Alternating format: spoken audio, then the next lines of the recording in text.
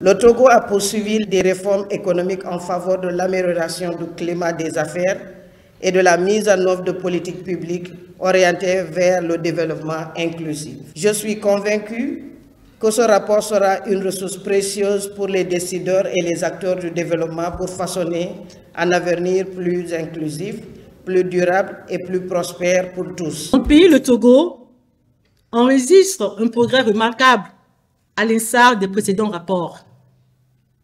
En effet, l'indice de développement humain du pays est passé de 0,539 en 2021-2022 à 0,547 en 2023-2024. En conséquence, le Togo est classé pour la 5e année consécutive, premier dans l'espace UMOA et 4e dans la CEDEAO, après le Cap-Vert, le Ghana.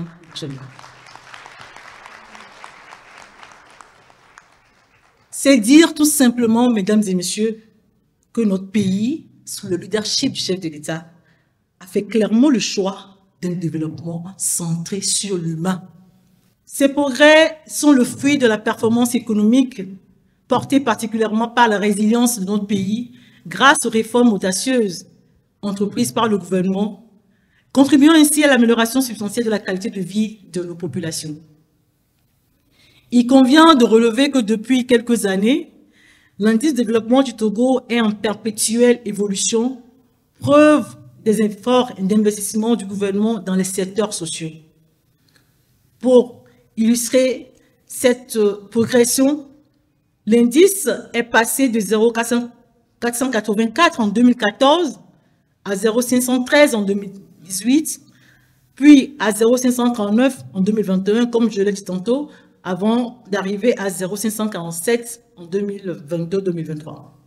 Soit une progression de 13% entre 2014 et 2023, ce qui n'est pas négligeable.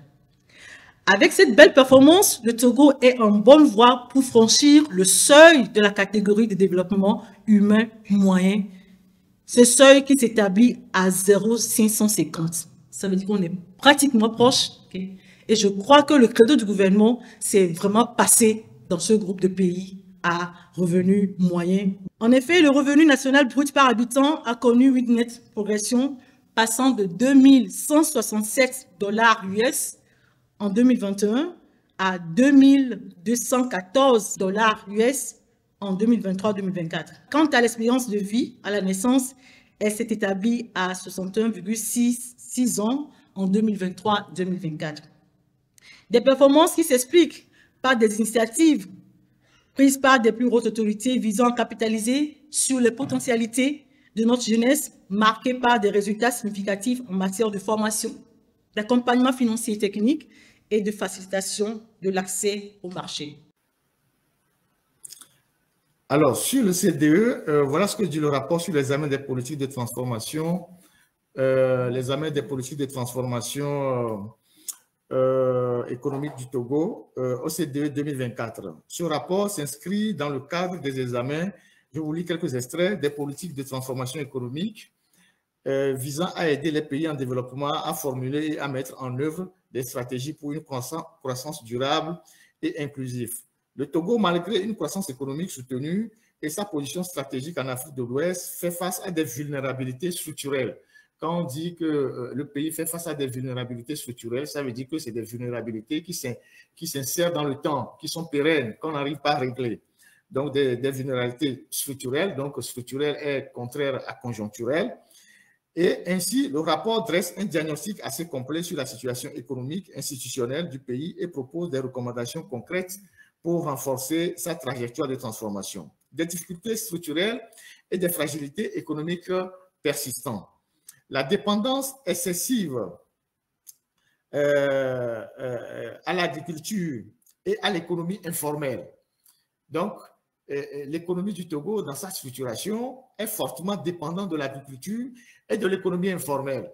Donc, pendant longtemps, on n'a pas véritablement, avec tous les moyens, les milliards qu'on a injectés dans le secteur agricole, réussi à moderniser notre agriculture. L'agriculture emploie 40% de la population, ça c'est connu depuis longtemps, mais reste peu mécanisée.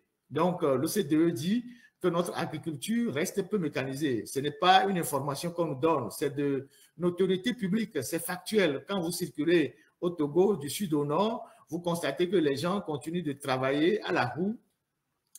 L'insécurité alimentaire et la pauvreté rurale, 63%, je pense même qu'ils ont été assez indulgents, 63% de la population a souffert d'insécurité alimentaire entre 2020 et 2022. Vous imaginez? 63%. Moi, je pense même que c'est plus que ça. On doit être autour de 70-75%. Parce que, à voir comment la pauvreté s'est installée sur l'ensemble du territoire, 63% là, dans ce rapport, je pense que c'est assez indulgent.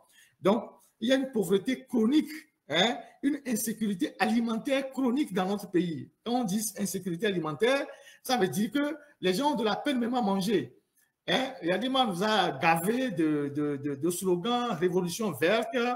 Fort est venu avec ces fameux forums de paysans, tout ça, à coup de renfort médiatique, mais les résultats ne sont toujours pas là. Donc, une grande partie de l'argent qu'on mobilise, ça sert à construire peut-être des maisons ou acheter des voitures pour des maîtresses. Donc, l'insécurité alimentaire, on est autour de 63% entre 2020 et 2022. La pauvreté est particulièrement élevée dans les zones rurales, 59%, et dans le nord du pays. Ça, c'est le rapport de l'OCDE qui le dit. Et la pauvreté est totalement...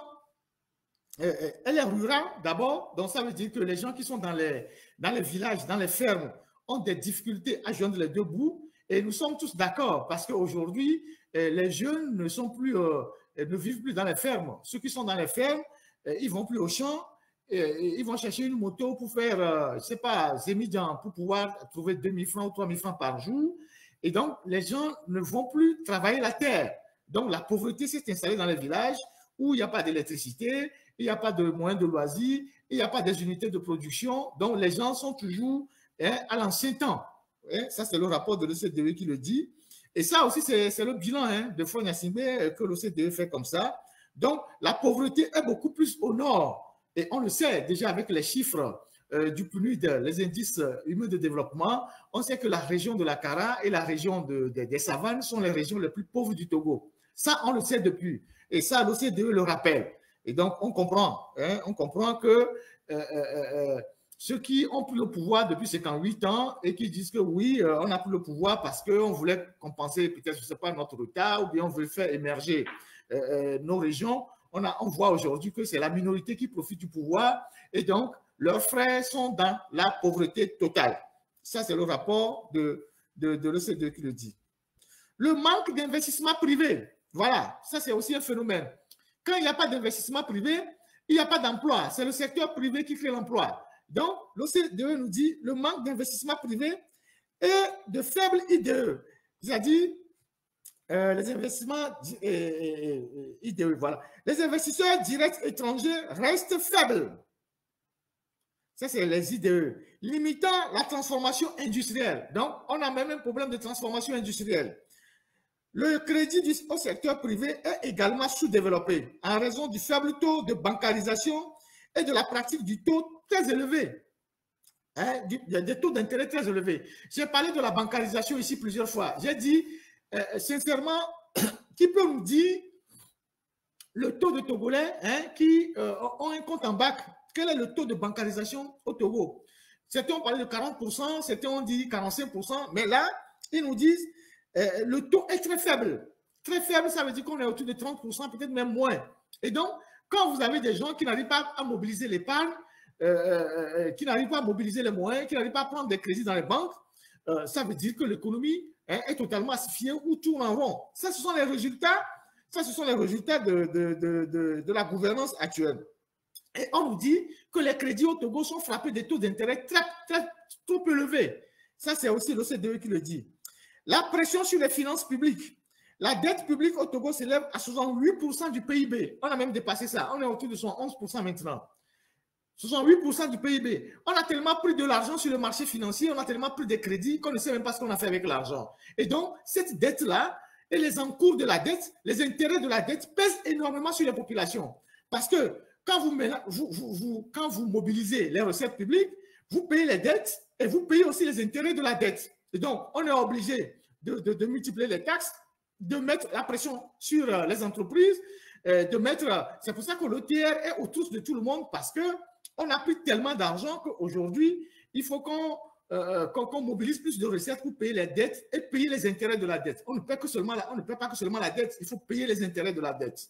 Ça, c'est l'OCDE qui le confirme.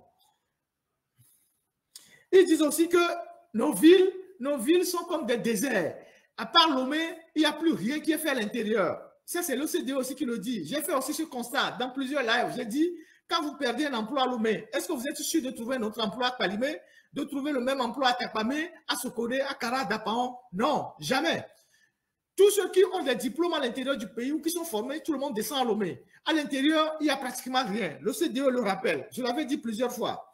Ah oui, bon, comme Djenameno. Donc, l'OCDE le rappelle en disant la concentration du développement autour de Lomé. Les autres régions, notamment rurales, sont marginalisées. Vous voyez ça? Ça veut dire que les autres régions, quand vous sortez de Lomé, dans les autres régions, il n'y a pratiquement rien. Et c'est de notoriété publique aussi. Vous sortez de Lomé, vous allez à l'intérieur du pays, il n'y a rien. À part le fait que le week-end, les gens vont dans les funérailles, il n'y a rien.